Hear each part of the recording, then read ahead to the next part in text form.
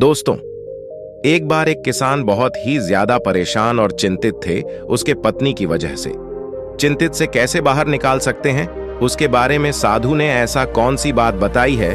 औरतों के बारे में जो व्यक्ति हैं, औरत के उसे अंग को स्पर्श करने से धन की प्राप्ति होते हैं और कभी गरीब नहीं रहते हैं। जो व्यक्ति ज्यादा धन की लालच करती है उसके साथ क्या क्या होता है, इस वीडियो के अंदर आपको पता चल जाएगी।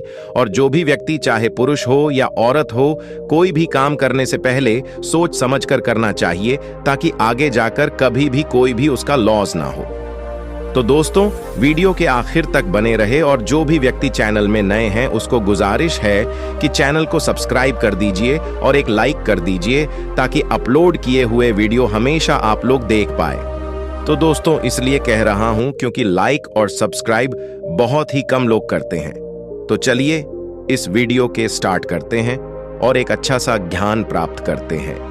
एक बार एक किसान अपनी पत्नी से बहुत ज्यादा परेशान था क्योंकि उसकी पत्नी बात बात पर हमेशा उसे ताना मारा करती थी। तुम्हारे पास है ही क्या, घर में खाने तक को कुछ नहीं है। उसके घर में बिल्कुल कंगाली छा गई थी, एक भी रुपया नहीं था और उसके घर में खाने के लिए अन्न का एक दाना तक नहीं था। एक तो घर में खाना नहीं, ऊपर से पत्नी का ताना। वह बहुत परेशान हो गया, उसे समझ नहीं आ रहा था मैं क्या करूं। एक दिन की बात है, किसान अपने घर से एक सुनसान रास्ते पर निकल गया। वह उसे सुनसान रास्ते पर चल ही रहा था कि उसे एक साधु तपस्या करते हुए दिखाई दिए। वह उनके पास जाकर बैठ गया। जब साधु ने अपना तप खत्म किया तो किसान उनके सामने रोने लगा। साधु ने कहा, पुत्र, तुम्हें क्या दिक्कत है? तुम क्यों रो रहे हो? आखिर तुम्हें क्या परेशानी है? तब किसान ने साधु महाराज से कहा, है महाराज, मेरी एक पत्नी है जो कि मुझे रोजाना ताना मारती है। मैं गरीब हूं तो मैं क्या करूं, कितना भी कुछ कर लूं, लेकिन धन कमा ही नहीं पता। अभी तक एक छोटा सा ढंढा था, वह भी पत्नी के क्लेश की वजह से चौपट हो गया। वह दिन रात मुझसे झगड़ा करती है। अब तो मैं दाने दाने के लिए परेशान हो गया। हमारे घर में खाने के लिए कुछ भी नहीं है, इसके अलावा पहनने के लिए वस्त्र भी नहीं है। जाओगे? साधु जी कहते हैं, जो भी पुरुष ये काम करती है उसके घर में कभी भी धन की कमी नहीं रहती है और ना ही उसके घर में लड़ाई होती है, या जो भी व्यापार करता है उसमें हमेशा तरक्की होती है। साधु जी ने कहा, अब मैं तुमको वो उपाय बताने जा रहा हूं, इसे ध्यान से सुनना और अपने जीवन में इस पर गौर करना। तब किसान साधु महाराज की बातें बहुत गौर से सुनता है और कहता है, जितना जल्दी हो सके मुझे यह वो उपाय या बात बताइए दोस्तों। तभी साधु जी महाराज उसे आदमी को एक कहानी सुनाते हैं और बताते हैं, एक नगर में एक किसान रहता था। उसके बहुत सारे खेत थे जिस पर वह दिन रात मेहनत करता था उसके घर में, और उसके खेतों में इतनी ज्यादा पैदावार होती थी कि वह दिन प्रतिदिन और अमीर होता जा रहा था। उसे किसान और उसकी पत्नी ने इतना प्रेम था कि आसपास के लोग उन्हें देखकर जल जाया करते थे। धीरे धीरे उसके पूरे गांव के लोग जान गए, किसान और उसकी पत्नी में बहुत ज्यादा प्रेम है। धीरे धीरे यह बात उसे नगर के राजा तक पहुंच गई। किसान और उसकी पत्नी की बात जब राजा के पास पहुंचती है तो राजा भी उसके प्रेम की काफी ज्यादा तारीफ करते हैं। वह सभी से बताते हैं कि हमारे नगर में एक किसान और उसकी पत्नी रहते हैं जिन पर कभी भी लड़ाई झगड़ा नहीं होते हैं। उन दोनों में आपस में इतना प्रेम है कि मैं ऐसा अपनी जिंदगी में कभी भी नहीं देखा। एक बार की बात है, राजा पूरे नगर में डिंडोरी पिटवाते हैं कि इस नगर में जितने भी लोग हैं वह सभी अपने घर में घी का दिया जलाएंगे। राजा की पत्नी पूछता है कि आप ऐसा क्यों कर रहे हैं? सबके घर में घी का दिया क्यों जलता रहे हैं? राजा अपनी पत्नी की बात सुनकर कहते हैं, दीपक प्रेम की निशानी होता है। जिसके घर में घी का दीपक चलता है उसके घर में सदैव प्रेम बना रहता है। और मैं चाहता हूं कि जो प्रेम किसान और उसकी पत्नी के घर में है वह हमारे पूरे नगर में रहे, पति और पत्नी के बीच।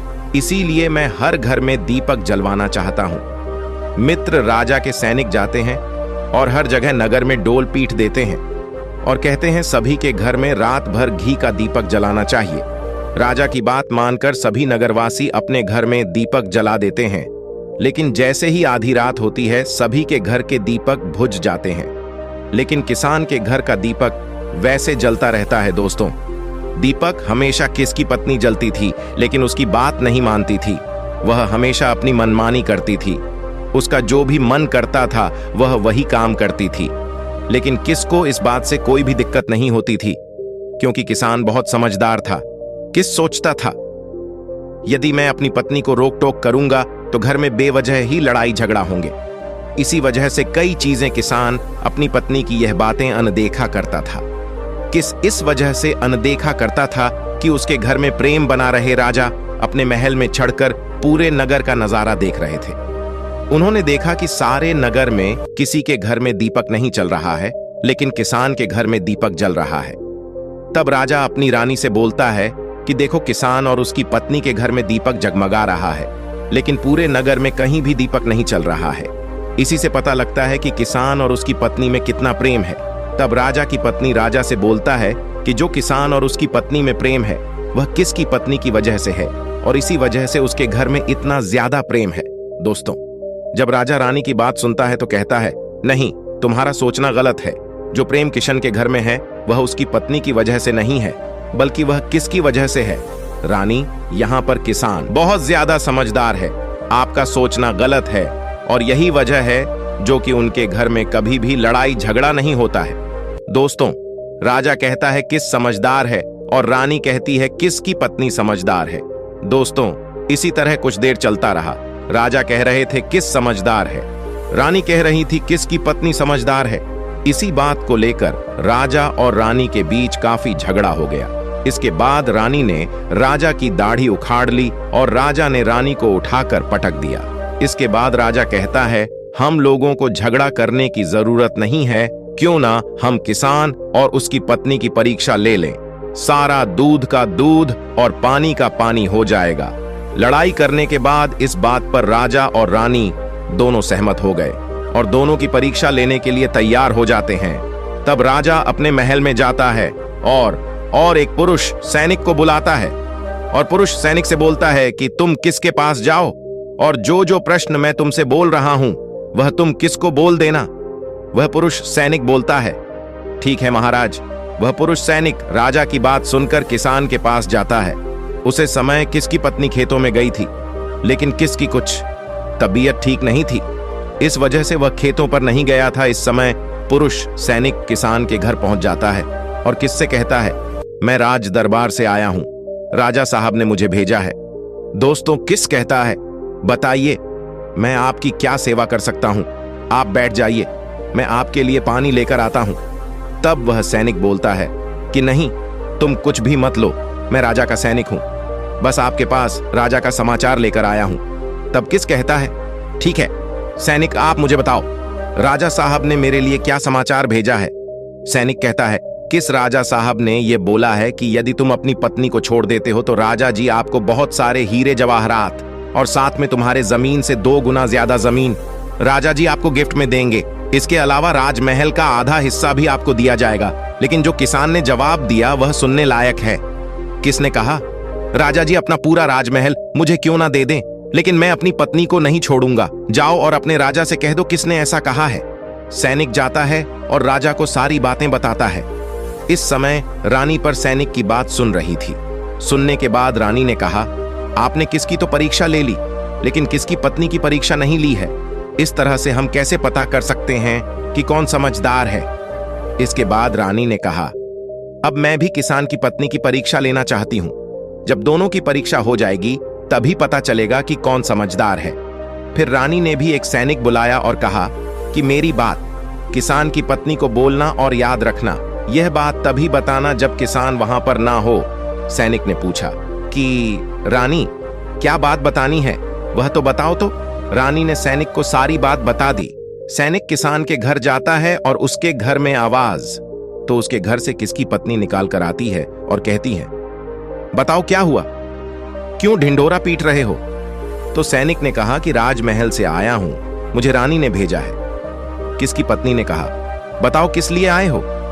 तब सैनिक ने कहा, रानी ने बोला कह, यदि तुम अपने पति किसको मार देती हो तो आपको बहुत सारे हीरे जवाहरात रानी आपको देगी और साथ में राजमहल का आधा हिस्सा भी आपको मिलेगा।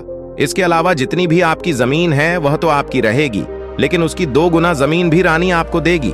यह बात सुनकर किसकी पत्नी तैयार हो जाती है, रहती है, ठीक है यदि मुझे इतना कुछ रानी साहिबा देगी तो मुझे मंजूर है, मैं अपने पति को मार दूंगी। तब सैनिक पूछता है कि रानी को कैसे पता चलेगा कि आपने अपने पति को मार दिया है? तभी किसकी पत्नी बोलती है, मेरे घर में जो दीपक जल रहा है, जब मैं किसको मार दूंगी तो उसे बुझा दूंगी, तभी आपको पता चल जाएगा कि मैं किसको मार दिया है। अब सैनिक किसकी पत्नी की बात सुनकर राजमहल जाता है और रानी को सारी बात बताता है। किसकी पत्नी की बात सुनकर रानी बहुत अचंभित हो जाती है। राजा और रानी को स्त्री जात से नफरत होने लगती है। इस समय राजा अपने नगर के सभी लोगों को बुलाता है और कहता है कि मैं चाहता हूं कि मेरे और मेरी पत्नी की वजह से किसकी जान ना जाए। किसान के घर जाओ और सारी बातें बता दो और उसे किसको बचा लो, वरना किसकी पत्नी उसे मार देगी। इधर सैनिक किसान के घर जाते हैं और सोचते हैं कि किसकी पत्नी किसको रात में मारेगी और दिया बुझाएगी। इससे पहले ही हम किसके घर में पहुंच जाते हैं और किसको बचा लेते हैं। दोस्तों, जैसे ही राजा के सैनिक किसान के घर पहुंचते हैं तो देखते हैं कि किस तो मरा पड़ा हुआ है। तो सैनिक किसकी पत्नी से बोलते हैं कि तुमको तो किसको रात में करने के लिए बोला गया था, लेकिन आपने अभी किसान को क्यों मार दिया? तब वह किसकी पत्नी बोलती है कि किसको तो मुझे मारना ही था, रात में तो मुझे सिर्फ दिया ही बुझाना था, इसलिए किसान को तो मैं दिन में ही मार दिया है। सभी सैनिक तुरंत ही किसान के घर से दौड़े दौड़े जाते हैं और राजा रानी को सारी बातें बताते हैं। राजा और रानी क्रोध से आगे बोला हो जाते हैं। इसके बाद राजा और रानी किसकी पत्नी को बंदी बनाकर लाने के लिए अपने सैनिक से कहते हैं। सैनिक जाते हैं, किसान की पत्नी को बंदी बनाकर ले आते हैं। राजा किसान की पत्नी से पूछता है, ऐसा तुमने क्यों किया? तुम लालची औरत हो, तुम्हें पैसों से प्यार है। तभी किसान की पत्नी ने जवाब दिया और बताया कि मुझे तो किसान को पहले ही मारना था। वह तो मैं कोई बहाना ढूंढ रही थी, क्योंकि किसान की आदत बहुत खराब थी। वह मेरे साथ बहुत खराब व्यवहार किया करता था। तो राजा ने कहा, ऐसा क्या करता था? किसान की पत्नी ने जवाब दिया, वह मेरे नाक का ऊपरी हिस्सा अपनी उंगली से हमेशा दबाए करते थे। इसके अलावा किस एक काम और मेरे साथ करता था। अगर अभी समझ नहीं आया तो मैं फिर से आपको बताता हूं। किसान अपनी पत्नी के साथ पहला काम करता था, वह उसके नाक के ऊपरी हिस्से को अपने उंगली से दबाता था। तो मित्र, जिस भी मनुष्य के घर में पैसों की किल्लत है, उसे अपनी उंगली से औरत के नाक के ऊपरी हिस्से को जरूर दबाना चाहिए। दोस्तों, औरत के नाक के ऊपरी हिस्से को बहुत शुभ माना जाता है। इसी वजह से जो यह काम करता है वह हमेशा धनवान पुरुष बन जाता है। दूसरा काम है, जो भी पुरुष औरत के कान का पिछला हिस्सा अपने जब से स्पर्श करता है, उसके किस्मत के द्वार खुल जाते हैं, उसे अचानक धन की प्राप्ति होती है। ऐसा इसलिए होता है क्योंकि औरत के कान के पिछले हिस्से में माता लक्ष्मी का वास होता है। जब आप ऐसा करते हैं तो माता लक्ष्मी आपसे प्रसन्न हो जाती है और आपको अपार धन देता है। और आपने एक बात तो जरूर सुनी होगी, औरतें माता लक्ष्मी का रूप मानी जाती हैं। इसी वजह है इस संसार में जो भी मनुष्य यह दो पवित्र काम करता है, उसका घर धन से भर जाता है, जो कि इस कहानी में किसान भी अपनी पत्नी के साथ करता था। लेकिन आप जब भी ऐसा काम करें, तब आपको अपनी पत्नी को पूरी बात बता देनी चाहिए, अन्यथा आपके जीवन में इसी तरह अनर्थ भी हो सकता है। और ऐसी ही बौद्ध कहानी सुनने के लिए चैनल को सब्सक्राइब करने के साथ नोटिफिकेशन बेल को प्रेस कीजिएगा। नमो बुद्धाय।